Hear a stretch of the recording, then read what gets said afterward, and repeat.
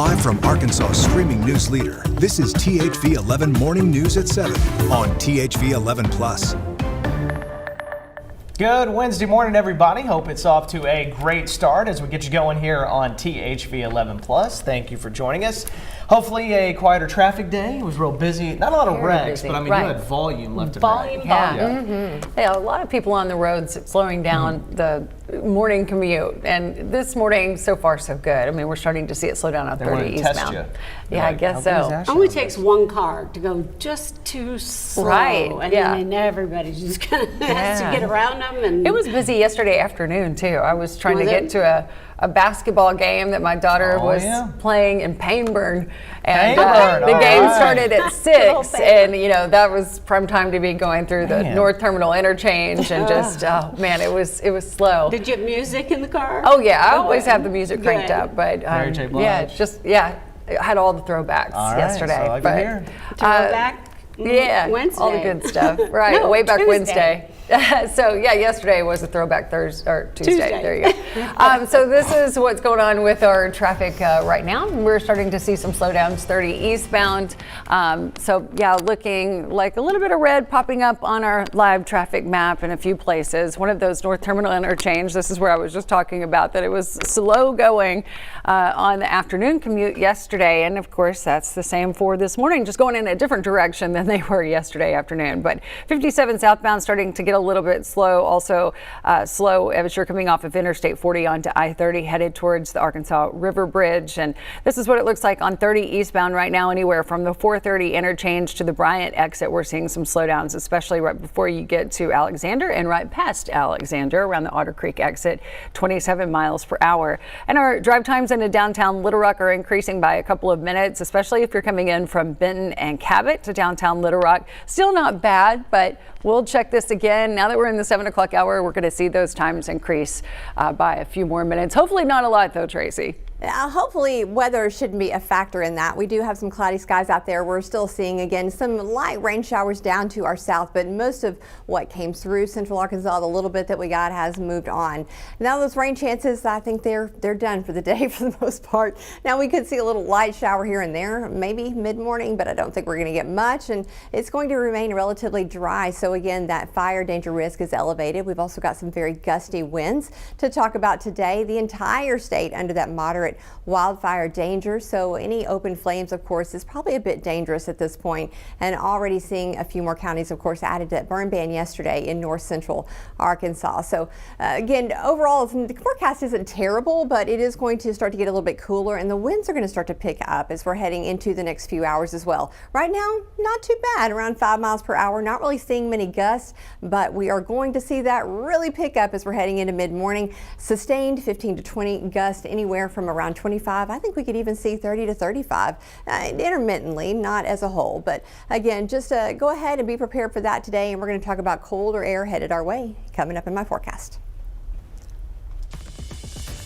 We begin with major developments out of Minnesota this morning, coming a week after the shooting death of a Minneapolis woman by an immigration agent. Now we're learning several federal prosecutors are quitting their jobs in protest over how the investigation is being handled. President Trump also weighing in on the deadly shooting. CBS News correspondent Jared Hill has the latest.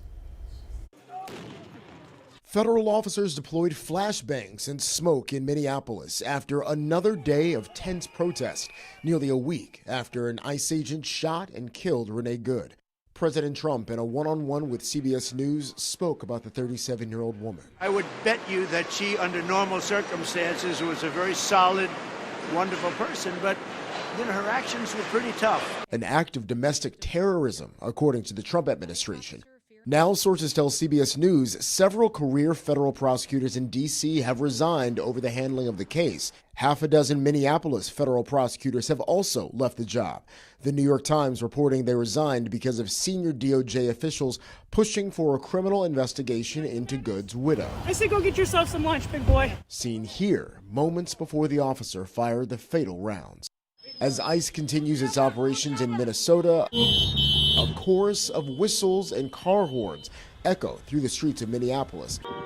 a sign notifying people federal agents are in the area. Don't want more deployment here. They are only here to separate families, to terrorize our neighbors. The state of Minnesota is now suing the Department of Homeland Security, claiming the deployment endangers the public safety and has provoked protests. DHS has sent thousands of agents to the Minneapolis area. Despite rioters, agitators, and vast amounts of violence against federal officers, we're not going to stop. Border Patrol Commander Greg Bavino called it an open-ended mission. Jared Hill, CBS News. Also this morning, the Trump administration is ending Somalia's temporary protected status. That puts roughly 2,500 Somali immigrants at risk of deportation. Minnesota, by the way, has the nation's largest Somali population. Following an announcement by state leaders on a new data center development set to make a $6 billion investment in Arkansas, a Senate candidate is questioning how much it will affect power rates. Democrat Hallie Schaffner wants her opponent, Tom Cotton, to explain how a new proposal he presented will work. The Republican senator filed a bill called the Data Act last week. He said it would allow data centers to build their own power plants and get off the grid. Schaffner questioning whether the proposal is a handout to big power companies and asked if it would allow power companies to avoid answering to state regulators. New this morning, a local scholarship organization that is a supporter-driven fund offers college, trade school, and education scholarships, plus financial literacy and job readiness training. THV 11's Tamer Knight has the details on how students and educators can now apply. Tamer? Well, Karen and Hayden, the Oscar Washington Jr. Educational Fund was founded in 2018. Its initial purpose was to provide financial assistance to high school seniors, but has since expanded. OWJEF is celebrating record-breaking growth with 68 applicants and 18 high school seniors awarded scholarships in 2025. With the continued growth comes more resources. The Educational Fund is now offering financial assistance for college students, but also trade school and educator scholarships. But it's more than just money. Because it is a supporter and sponsor-driven organization, students are offered free TVs, school supplies, internship opportunities, and workplace readiness training. I caught up with one student who says the program allotted her a full-circle career opportunity. And I ended up doing an internship my sophomore year.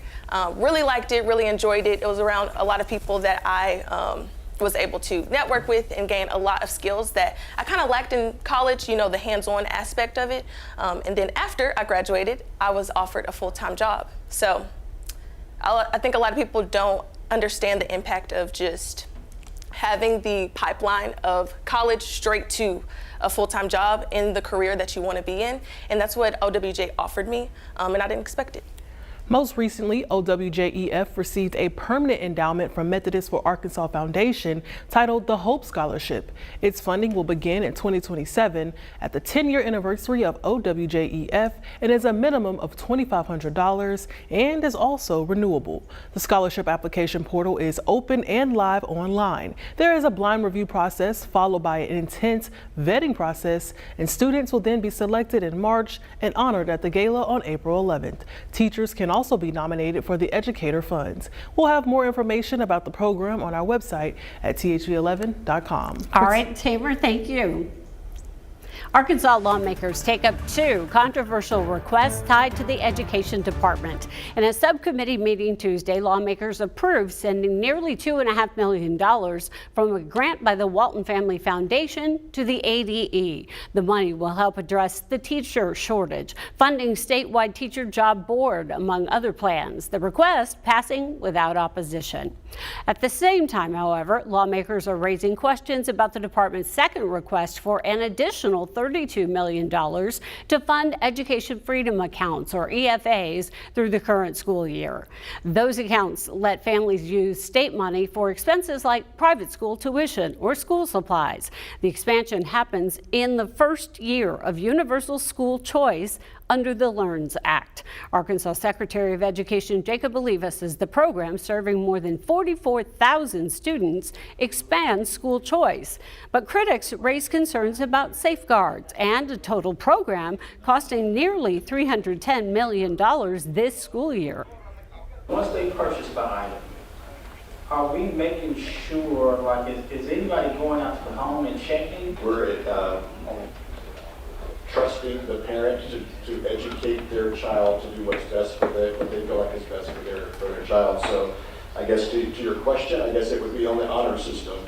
Despite the concerns, lawmakers ultimately approved the $32 million request. The Little Rock Rotary Club welcomed Carlton Wing this week. Wing is the new station director at Arkansas TV, formerly Arkansas PBS. He explained the recent loss of funding resulting in the local station only receiving about $2.5 million from a federal grant, roughly a third of the station's budget. That shortfall led Arkansas TV to end its PBS affiliation, but Wing says there are still programs to be excited about. Blueberry's Clubhouse, which is an Emmy award-winning children's program. This is in production right now as we speak in the studio in Conway. They are working on this show. It features the science of reading dedicated to pre-K youth across the state to get them ready for the educational environment that they are about to enter. He also mentioned a new show called Arkansas Taste Kitchen, which will highlight healthy ways to eat on a budget under $200 a week. Wing says the show will be hosted by former THV11 anchor Craig O'Neill. We got an election update from Pine Bluff. Voters turning out and candidates taking notes. The Elks Lodge filled up for a candidate forum featuring races for county judge, sheriff, and the Democratic primary for the U.S. Senate. Candidates addressed voter concerns about public safety, job creation, and the local economy.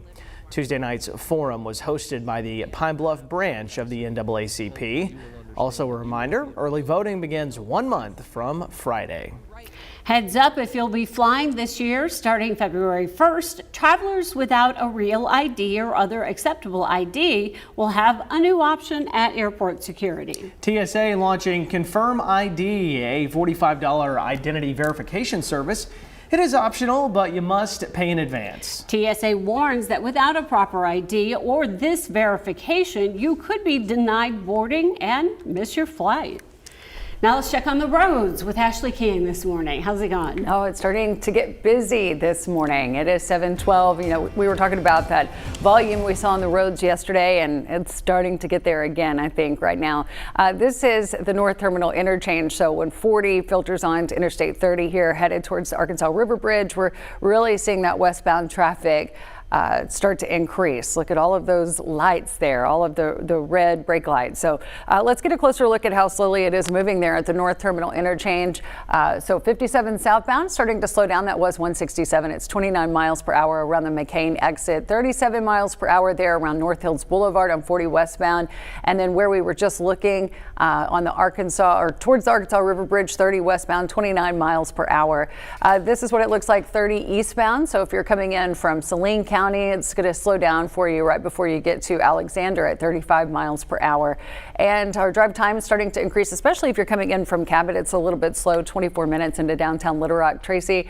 So yeah, just be prepared, I think, for another slow morning. Yeah, take your time this morning. We've got cloudy skies out there. All of that rain, of course, has pushed off to the southeast and beginning to exit the state. But we've got that front coming through, and that's going to usher in some cooler air. It's also going to bring with it some very windy conditions today. That northwesterly flow today, sustained winds will be anywhere from 15 to 20, and then we could see again some gusts upwards of around 30, maybe even 35, but we're going to have to keep an eye on that today. 56 for a high, which is about 10 degrees cooler than what we were yesterday.